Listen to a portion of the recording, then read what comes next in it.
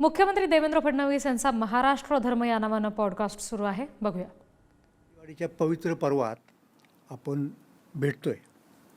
महाराष्ट्राची माती टाळचिपळ्यांच्या नादात, विठ्ठलनामाच्या गजरात, वारकऱ्यांच्या पायरवानी पुनीत झालेली माती आहे. या काळात आत्ताच्या महाराष्ट्राचे मुख्यमंत्री आदरणीय देवेंद्र फडणवीस सुरू करतायत संवाद आपल्याशी. ते केवळ पॉडकास्ट नाही आहे, तर ते करतायत एका स्मरण यात्रेचा आणि भविष्यवेधाचा आरंभ. आणि या यात्रेचं नाव आहे महाराष्ट्र धर्म. आता महाराष्ट्र धर्म म्हणजे केवळ घोषशब्द किंवा घोषवाक्यातला शब्द नाही. ती आहे एक मूल्यसंहिता, आध्यात्मिक, सांस्कृतिक आणि ऐतिहासिक, जी सांगते की आपण कोण आहोत, महाराष्ट्राचा इतिहास काय आहे आणि आपली भविष्यातली स्वप्न नेमकी काय आहेत आणि कोणती आहेत. आणि या संवादाचा प्रवास असेल महाराष्ट्राचे मुख्यमंत्री नामदार देवेंद्र फडणवीस साहेब यांच्यासमवेत. साहेब नमस्कार. नमस्कार.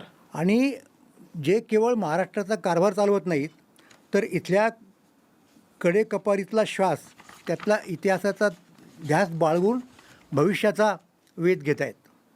देवेंद्रजी, पहिल्यांदा वारीच्या पवित्र पर्वावरती ही मालिका सुरू केल्याबद्दल आपलं मनपूर्वक अभिनंदन, आपल्याला धन्यवाद.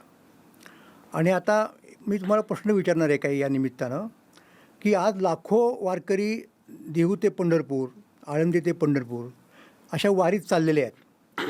अभंग गात, हे कपाळाला गंध लावून हृदयात विठ्ठल ठेवून निघालेले आहेत. आता ही यात्रा भक्तीची आहेच, पिढ्यानपिढ्या चालत आलेल्या, पण ती महाराष्ट्राच्या इतिहासाचे प्रतीक आहे.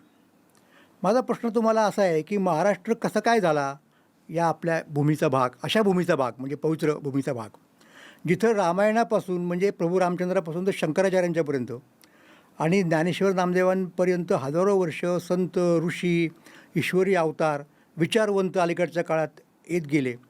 ही एवढी भूमी पवित्र का? चक्रधरांनी सुद्धा या भूमीला पवित्र भूमी म्हटलेली आहे आणि इथंच वास्तव्य करावं असा आदेश दिलेला आहे. तर हे आम्हाला सांगा.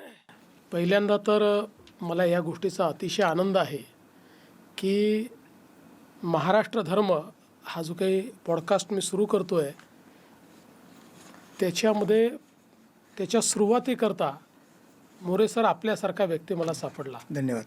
याचं कारण या महाराष्ट्राच्या इतिहासामध्ये, संस्कृतीमध्ये, साहित्यामध्ये देवभूमी म्हणून इथला, संतभूमी म्हणून इथला, वीरभूमी म्हणून इथला जो विचार आहे, त्याच्यामध्ये जे काही आहे त्या सगळ्या गोष्टी महाराष्ट्रापुढे वेळोवेळी मांडण्याचं काम तुम्ही केलं आहे.